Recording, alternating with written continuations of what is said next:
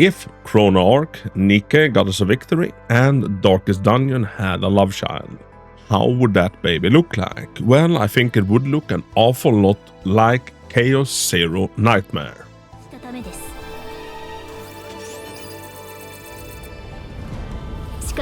Now that might sound like just 3 words strung together at a random fashion, but it is also the name of a new gacha game that has been released of the developers of Epic 7.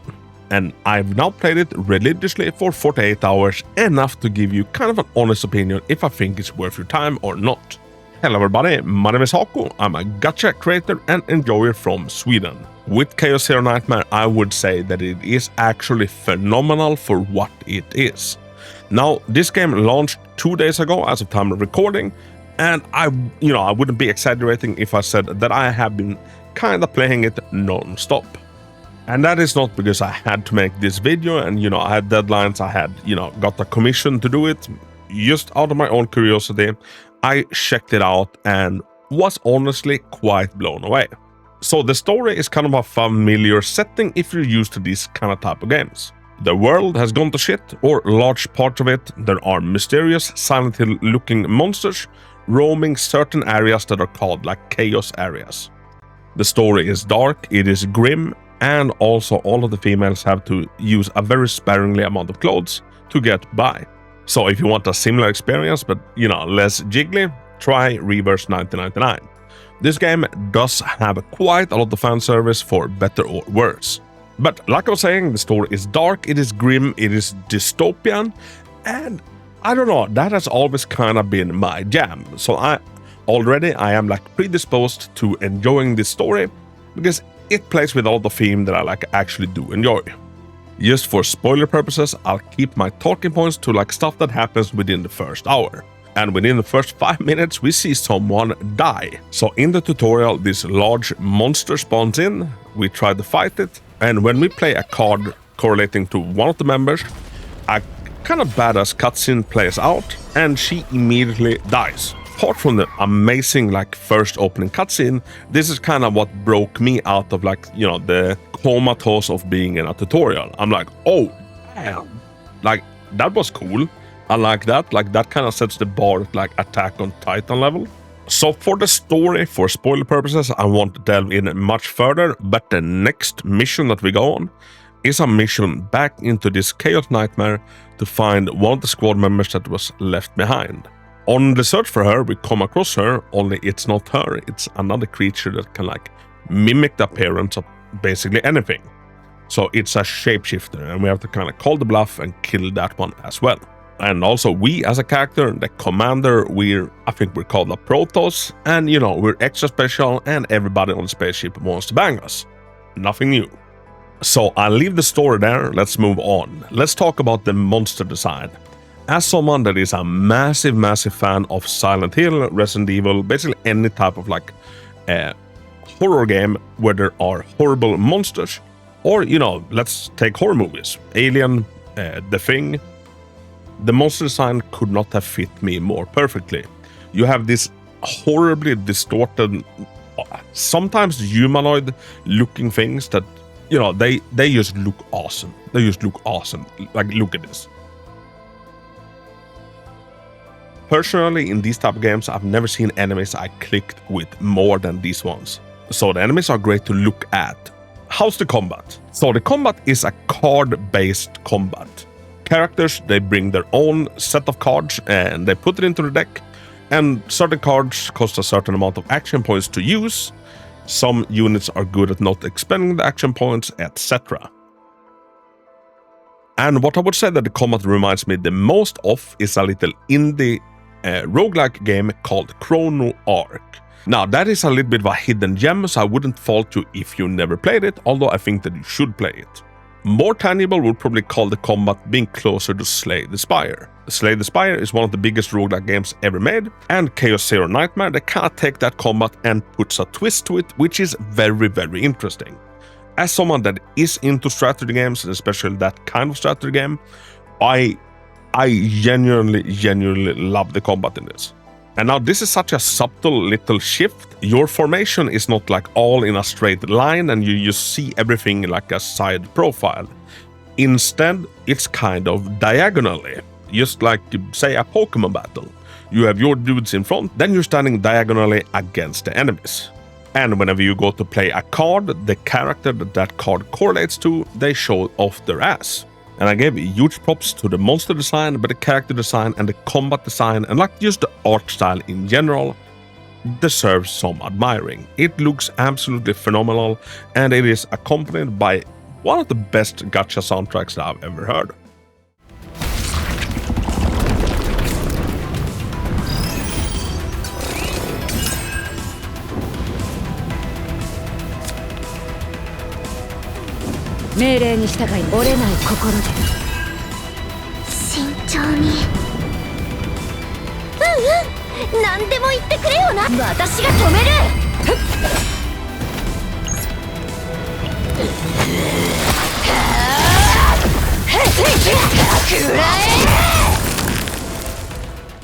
Absolutely phenomenal. So for me, I'd class the combat as like the best the combat has ever been in any type of similar games. I am a big fan of Reverse 1999. I would say Chaos Zero Nightmare, they do combat better. Also, a lot of the cards will have like special like animations playing out when you're playing them. Every character you bring and every support character you bring with that character, they all have their like unique ultimate, but they all share the same resources to use it. So you kind of have to like use your ultimate strategically. And what I found so far is that there are so many like ways to play the combat depending on what characters you manage to pull. Take Magna for example, which is one of the characters that I pulled. Magna is kind of a shielder and a tank, but she is also a counter-attacker. So she gets off by putting on a bunch of shields on your team and actually wanting you to take hits so that she can counterattack. And in these type of games, like the counterattack meta is one of my absolute favorites. Now, Magna is not deemed as one of the strongest characters in Chaos Zero Nightmare, but by the god, she is the most fun one that I have.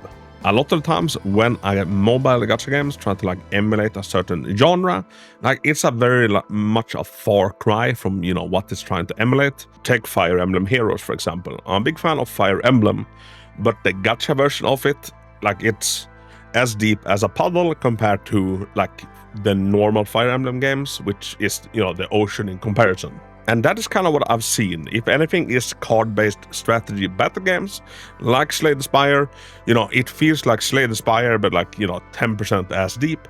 Meanwhile, I would say that Chaos Zero Nightmare, I would call it on par. It feels like an actual honest-to-God good strategy card-based roguelike game with gacha elements to it. Now, I've been using the term gacha a lot, so let's talk about just that. Let's talk about the gacha mechanics in the game.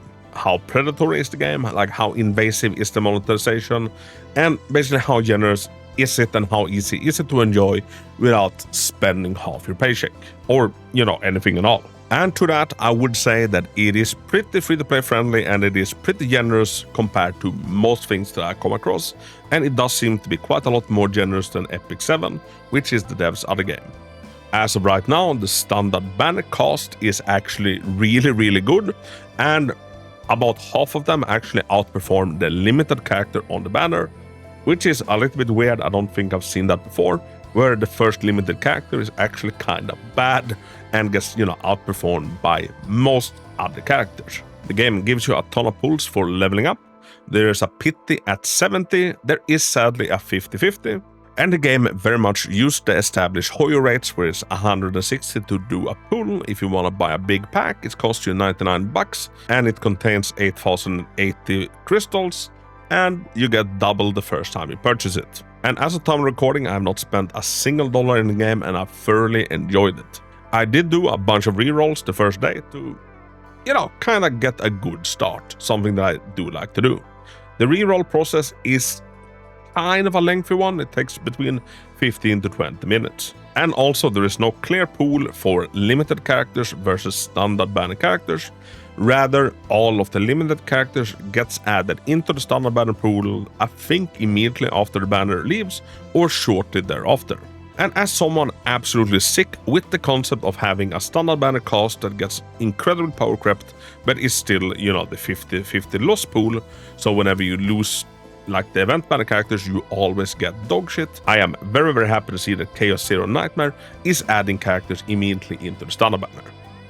Now, I could imagine that they will have some sort of like super rarity for special occasions like anniversaries that might always be time limited, but for the mass majority of characters, it seems that they are going to be added into what we would call standard banner. And the pull rate to get a 5-star character is 1%. And so far, I managed to accumulate 3 5-star characters, and I haven't had to go to pity once. The game also starts out with a beginner banner where you're guaranteed a 5-star within the first 50 pulls. And the pulls are also 20% off, so you actually only need to do 40 pulls, because a 10 pull costs 8. Another really cool mechanic that I want to talk about, that I want to dedicate an entire segment to, is like the way you build your characters. Now, there are a bunch of luck aspects to this, no doubt. Like you have partners, so you have your combatant and then you have your partners. Partners are like light cons or signature weapons, or whatever you want to call them. They're on separate banners, etc. And you can also use duplicates of a character to like power that character up. Very much same formula as we have seen. But maybe the biggest puzzle piece to this is the saved builds on your characters. Let me explain. So certain game modes in this, they're kind of lengthy, and they play out just like your standard roguelike game. You go to different nodes, up, down, middle, etc. And like you choose if you go to elite battles, what you get gear, and then once you're done with that run, your character will be vastly different. You might have upgraded your cards, you might have gotten epiphanies that also changes how your cards function, and you might have gotten like special gear for that character. What then happens after such a run is that you can save the state of that character, and then you can at like any point in time like load in that special setup for that character and like really power up your character. And this is an incredibly cool system, and I hope I'm doing a good enough job of like explaining it. So take my Magna for example. I can get an armor that does it, so every time she gets hit, she has a certain chance to like put on shield on the team. Then I can have a weapon that makes it so every time I put on shield, I have a certain chance to also put on counterattack. And lastly, for my potion slot, I might have a potion that, increases my shield value of 50%, something like that.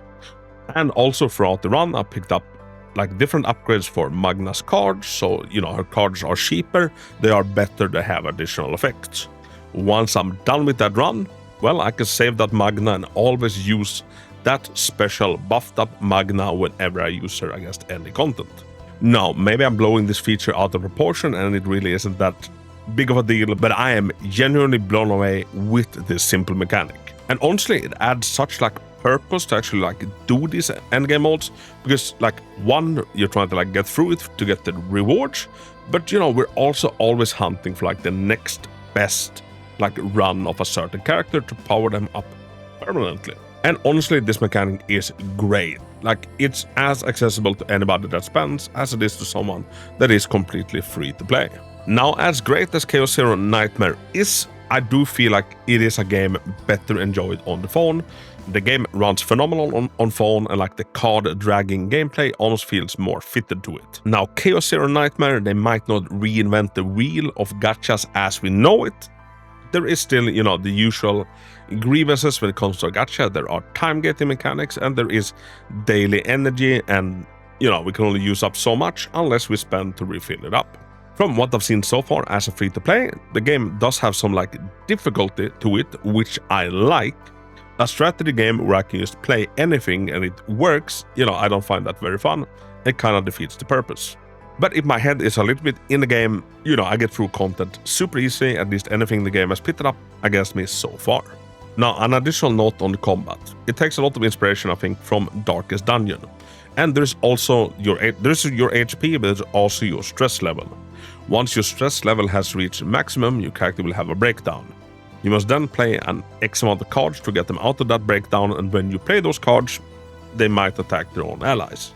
I think that system is great, and I have never seen like another title use it outside of Darkest Dungeon, so it was a welcome sight to see.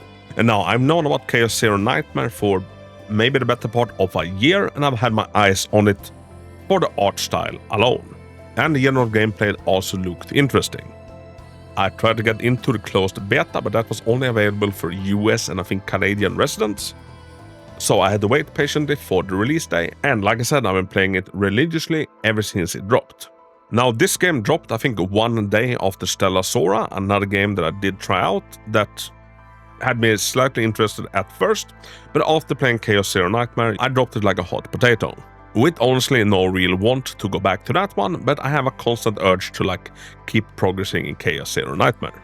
So as an overall mobile gacha, I am willing to give Chaos Zero Nightmare a 9 out of 10.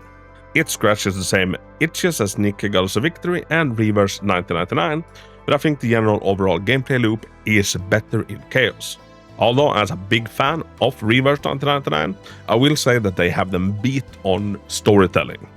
So if you after this review want to check it out, it is free on the App Store and also on its own PC client. This video was not sponsored or anything from the creators of Chaos Zone Zero, and I will personally keep up with it for as long as it keeps interesting me, and as of right now it is my new mobile gacha and I enjoy it a lot. Everybody, if you played it, put your thoughts down below, and if you enjoyed this video, feel super free to leave a thumbs up, and maybe subscribe to the channel. I put out gacha content several days a week. Everybody, as always, have a big hug, and until next time, hop out. なんて素晴らしい感動的な話ですね。エゴの崩壊はもはやカオス開拓を止められる危険要因ではありません。神から忘却という名の祝福を受けた人類こそ決して傷つかず死なず副作用に苛まれることなく、この宇宙で唯一任務を完遂できる存在なのです。